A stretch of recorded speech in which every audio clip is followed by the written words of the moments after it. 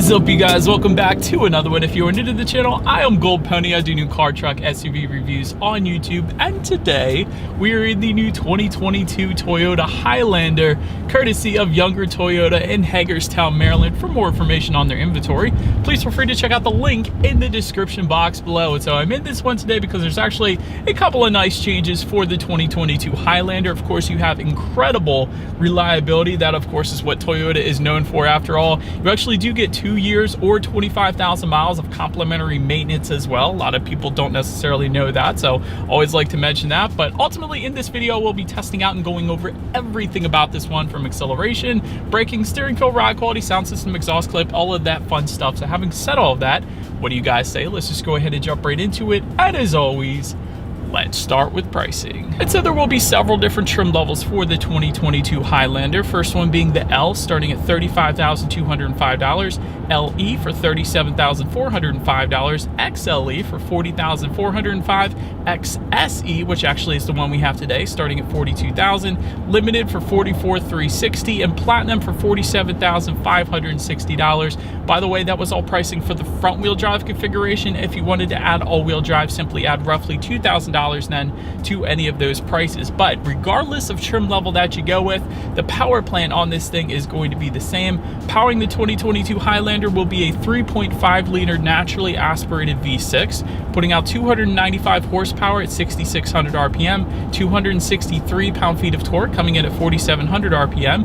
Power sent to front wheels or all wheels through an 8-speed automatic. 0 to 60 time coming in at approximately 7.3 seconds, with MPG numbers coming in at 21 in the city, 29 on the highway for the front wheel drive, 20 in the city, 27 then on the highway for the all-wheel drive, taking regular unleaded fuel. But said that before we do any kind of fun acceleration tests here in our 2022 Highlander, I did want to mention to you guys the drive modes. And so all of those drive mode adjustments are located directly behind the shifter. There's a toggle switch. There's also a circular dial. The toggle switch is going to give you your on-road driving modes, which will include Eco, Normal, and Sport. Then the circular dial is actually going to give you mud and sand along with rock and dirt. And you do actually have a snow driving mode then as well, which is going to come in super handy, especially here in Western Maryland. But nonetheless, those drive modes will adjust things like the shift points, the throttle response, and the all-wheel drive system engagement. So now, having gotten all that out of the way, what do you guys say? Let's go ahead and find a straightaway here. Let's put the Highlander to the test, and let's see how quickly we can get our new 2022 Highlander here up to speed. All right, you guys, in 3, 2, 1. Wow, that's actually really good. You know what? There's so many turbocharged engines out there right now. And yes, we all know they're more unreliable, but this naturally aspirated engine has a ton of power and it's extremely reliable as well. So it's really the best of both worlds. I don't know, I think I'm used to turbo lag at this point, even if it's just a little bit, but there's none of that, of course, because this isn't a turbocharged engine. So it's instant acceleration from the get-go, and it's extremely reliable as well. So you gotta love it. But anyways, to go along with that acceleration, as always, braking is equally important. And so up front, you will find 13.3-inch ventilated front discs. In the back, 13.3-inch solid rear discs. As far as that 60 to 0 stopping distance goes, it actually comes in at 116 feet, which is incredibly impressive. Let me tell you guys, typically with SUVs, especially 3-row SUVs, it's coming in the upper 120s, if not the 130s. I've seen as bad as 139 feet, so 116 feet. Quite honestly, it's sports sedan good. So immediate stop in this thing, which is what you want because you're more than likely going to have some precious cargo sitting in the back seat. So definitely a good thing there. And the braking feel is perfectly fine. I love it. Definitely leans towards the firmer side of things, which I personally appreciate. Then touching on suspension and handling, up front, you're going to get an independent McPherson strut front suspension. In the back, trailing wishbone type rear suspension, a front stabilizer bar then as well. As far as ride quality goes, it's been perfectly fine on my short test drive here today. So definitely no issues with that. As far as steering feel goes, leans a little bit more on the heavier side compared to a lot of other 3-row SUVs I've tested. I'll put it that way. I mean, it's nothing crazy like a sports car, but comparing it to other 3-row SUVs that I test, it's definitely on the heavier side, which I like. It gives you better driver feedback. It instantly points you in the direction that you want to go. So I personally appreciate that. As far as cabin noise goes, you guys can tell I'm actually going 52-ish miles per hour right now. So not a whole lot of exterior wind noise whatsoever coming into the cabin. You will get an acoustic laminated front windshield for all trim levels. And then if you were to go with the limited or the platinum trims, you will actually get acoustic laminated front side glass then as well. So we don't don't have one of those two trims, but having said that, it's still perfectly fine, quite honestly. The touching of visibility, I don't have the third row up right now, but I can see perfectly fine out the back without that third row up. I put it that way because sometimes the third row headrests tend to be beefy on other SUVs, but right now it looks perfectly fine. Rain sensing windshield wipers do come standard on the Platinum trim level, and also with that Platinum you will find a 10-inch color head-up display projecting your speed limit, and safety features then as well. But that pretty much rounds out the performance segment of this review, you guys. Let's now go ahead and take a look at the exterior of our brand new 2022 Toyota Highlander. All right, so here she is, you guys, the new 2022 Toyota Highlander, finished in midnight black metallic. Just got it washed up. It looks pretty dang good, I gotta be honest. But anyways, let's go ahead and start up front on this one. Front grille, of course, is going to differ amongst the trim levels. You're either going to get chrome, silver, or black surrounds, depending upon the particular trim level that you go with the XSE being more of the sportier trim level, at least in appearance. That is why we're going to have gloss black surrounds, which look dang good on a black exterior. So that's just my personal opinion. Silver accenting then found on the lower portion of that front bumper, only if you go with the Platinum trim level. That makes sense. It's more of the prestigious trim level, so to speak. To the sides, LED headlights do come standard on every single trim level across the board for added illumination at night. Automatic feature, of course, coming with that as well, meaning when it starts to get dark at night, those headlights will turn on automatically for you there. LED daytime running lights also coming standard. LED fog lights with the LE trim level and up if you wanted them. And then you actually get high output LED fog lights only for the limited and Platinum trim levels. But I also wanted to add, with that Platinum trim level, you actually get adaptive front lighting, meaning when you're going around a bend at night, those headlights will swivel based on the direction of your steering angle, better help illuminating than what is around that bend. So it's kind of a safety feature in itself. And even the whole front fascia is going to differ amongst the trim levels. For example, if you look at this particular XSE trim level versus maybe an XLE, the XSE is going to have much more aggressive design as opposed to the LE trim level. So I wanted to mention that. Also really like the hood crease you guys can see here in the middle. That actually is very prominent when you're driving. I think it's a pretty cool look. It gives it more of a beefier feel when you're behind the wheel. But anyways, pretty much rounds out the front end of this one. Let's now go ahead and make our way to the side of the Highlander. All right, so now since we are around to the side of this one, silver or gloss black roof rails come with the XLE trim level and up. Rear privacy glass is going to come standard for every single trim level across the board.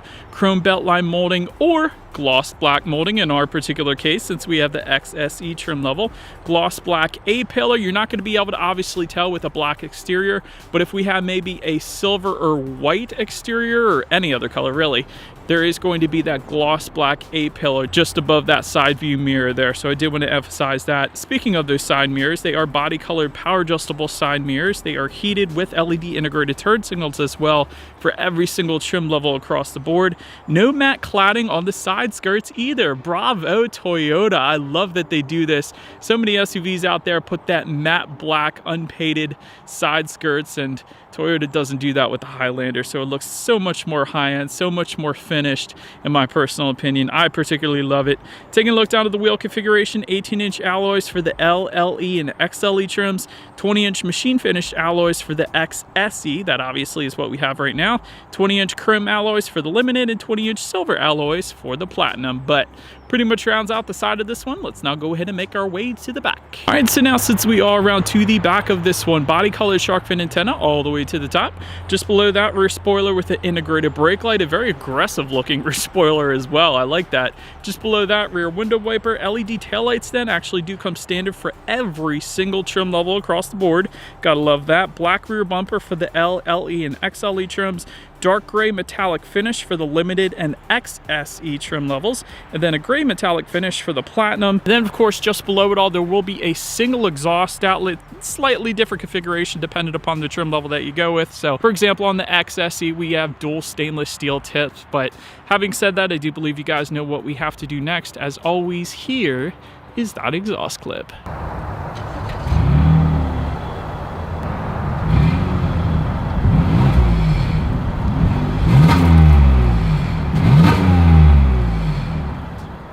And so now, since we are around back of the Highlander, when it comes to opening that rear tailgate, it is a power tailgate. If you were to go with the LE trim level and up, that is how you're going to go ahead and get that. There is a button on the key fob if you wanted to open that up. There's a button on the tailgate itself, of course, and a button by the driver's side lift knee then as well. But once opened up, cargo capacity comes in at 16 cubic feet even behind that third row. If you were to fold that third row down, that bumps it up to 48.4 cubic feet. And then with all rows folded down, it is going to come in at 84.3 cubic feet. So definitely a good bit of space there. Also found in that cargo area, there are 6 cargo tie-down anchors. You will find a couple of grocery bag hooks back there. There is a rear cargo cover if you were to go with the limited or platinum trim levels, and there's actually some in-floor storage, which I love seeing as well. And so I usually put my ice scraper back there. Being in Western Maryland here, it's definitely something we use, so that is what I would recommend putting back there. But then making our way up to the third row legroom, that is going to come in at 27.7 inches. So for reference, I'm even 6 feet tall. This is how much space I have back there. There is rear ventilation for all 3 rows, and the third row passengers actually do have a few cup holders back there then as well, but ultimately the third row is best left for children because it isn't a ton of space, but it should be able to fit a child. Then making our way to the second row legroom, that comes in at a very impressive adult-friendly 41 inches. Again, for reference, I'm even 6 feet tall. This is how much space I had in that second row. Bench seating can be found for the L, LE, and XLE trims. Captain's chairs, however, like we have today, can be found on the XSE, Limited, Platinum, and available for the XLE. I know that's a popular question for the Highlander, so did want to specify that there. Second row window sunshades can be found with the XLE trim level and up. I love that. If you go with the captain's chairs configurations, each captain's chair is going to give you kind of a folding armrest, which is pretty nice. If you go with the bench seating, you actually get a rear center armrest with cup holders. And if you go with the captain's chairs, again, you actually have cup holders between those 2 captain's chairs. So in case you were curious about where they were located, you actually can get heated second row seats then if you were to go with the platinum. And there are dual rear USB charging ports then for those second row passengers as well. And they actually can set their own temperatures as well. And we'll get to that in a little bit. But making our way then to the front seats, cloth seating with the L and LE trim, Softex upholstery for the XLE and XSE trim levels, leather seating with the limited and platinum. And new for 2022, there are now height adjustable power front seats for the XLE trim level and up. So that's one of the minor changes for the 2022 Highlander there. 8-way power driver seat though, coming with the L and LE, and you will get power lumbar if you were to go with the XLE trim level and up. Heated and ventilated front seats coming with the limited and platinum, and then heated front seats coming with the XLE trim level and up. Overall, seating was plenty comfortable. It always is in Toyota. I never have any issues there. So definitely a good vehicle to go on a nice road trip to Ocean City, Maryland with. But so then taking a look at the steering wheel, it is tilt and telescoping. It is leather wrapped for the LE trim level and up, and then heated for the limited and platinum trim levels. Then making our way to the startup, let me start by showing you guys the key here. You do have your Toyota Highlander badging on the one side, and then when you flip it over, it's pretty basic, but it's got what you need. Lock, unlock, and that button to pop the rear hatch. But it is all keyless entry with a push button start for every single trim level across the board.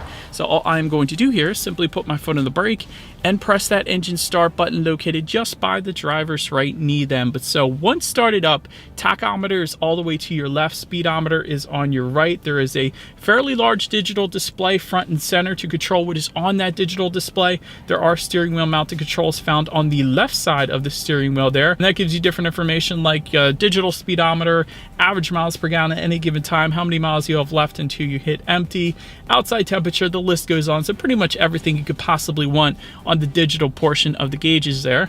Then making our way to overall interior quality, there is a power moonroof for the XLE, XSE like we have today, and the limited trim levels. But then if you were to go with the platinum, you will get a panoramic glass roof. So definitely a good bit more light with that one. Overhead sunglass holder coming with all trim levels, and it actually comes with the rear conversation mirror, as Toyota calls it. I call it a school bus mirror, so you can essentially spy on the rear passengers. That's always fun.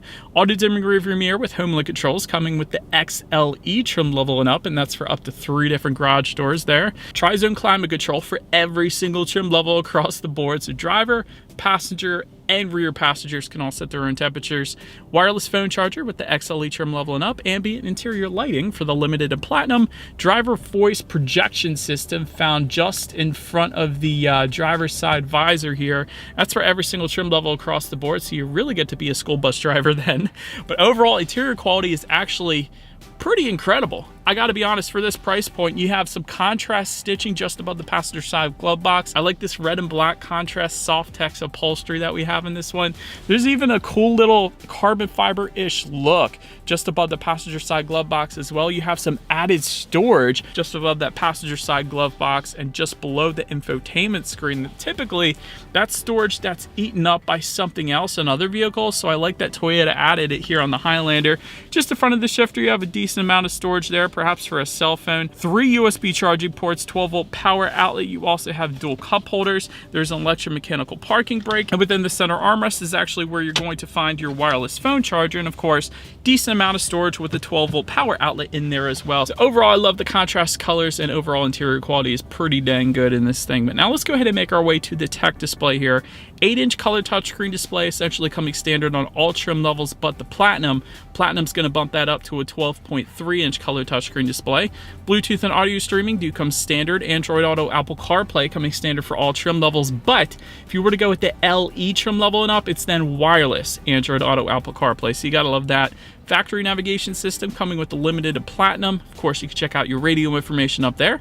By the way, when it comes to the sound systems, you will find 6 speakers for the L, LE, XLE, and XSE trim. So although we have the XSE, we actually do have an upgraded sound system with ours today. We have an 11-speaker JBL sound system available for our XSE and coming standard with the limited and platinum. So having said that, what do you guys say? Let's go ahead and turn on some Christmas music since we're in December, and let's test out the clarity of this one. I'll be home. Those old songs don't really showcase the capabilities of these new sound systems, if I'm being honest, but I could tell there was a good bit of bass, pretty good clarity, although that song was probably recorded in the 30s maybe. I don't know. But yeah, that sound system was plenty fine. JBL, I used to have a JBL subwoofer back in the day, one of my old cars, so they're definitely a very reputable company. But so then last thing I wanted to mention to you guys on that infotainment screen is when you do put the Highlander in reverse, you of course will find a rear view camera coming standard across the board. And if you were to go with the Platinum, you're going to get a 360-degree camera with a digital rear view mirror, which essentially gives you that rear view camera within that rear view mirror, which is pretty darn cool. But anyways, that as always is going to lead us into safety. And so to start, the Highlander is an IIHS Top Safety Pick Plus, which is the very highest designation given by IIHS, and that pretty much says it all right there. Front side curtain airbags do come standard, driver's knee airbag as well. In the back, you're going to have latch, aka lower anchors and tethers for children for the rear car seats, rear child door locks, tire pressure monitoring system, but also for all trim levels, you will get Toyota Safety Sense 2.5 Plus, which gives you a pre-collision system with pedestrian detection, dynamic radar cruise control, lane departure alert, automatic high beams, lane tracing assist, and road sign assist then as well. Then if you were to go with the LE trim level and up, you're going to get a blind spot monitoring system with rear cross traffic alert. And lastly, limited and platinum trims are going to add front and rear parking sensors along with automatic braking then as well. So overall, when it comes to my final thoughts, this thing is excellent safety. That IIHS Top Safety Pick Plus rating pretty much says it all right there. Great reliability, as we all know. Just pick up a Consumer Reports magazine and you're going to see confirmation that this thing has incredible reliability, basically. Brilliant braking as well. I was kind of surprised to see a 3-row SUV coming in at 116 feet from 60 to 0. That's incredibly impressive. As far as room for improvement goes, quite honestly, there's only 2 things. A full digital gauge cluster would be freaking awesome in this thing, and that 3rd row is a bit snug, so if they can figure out a way to make that a little bit more space in the 3rd row. Not that it's necessary, because I mean, you got the Sequoia and other Toyota SUVs that give more, but still, it would be nice. But that is about it for this one, you guys. Thank you so much for watching. Feel free to follow me on social media at the bottom of the screen if you want to see what's coming next on the channel. Before it actually gets to YouTube, be sure to hit the subscribe and the bell notification button if you're into new car reviews. That is what we do here on this channel after all. Do appreciate you guys watching more than you know, and I will see you guys all in the next video. Stay out.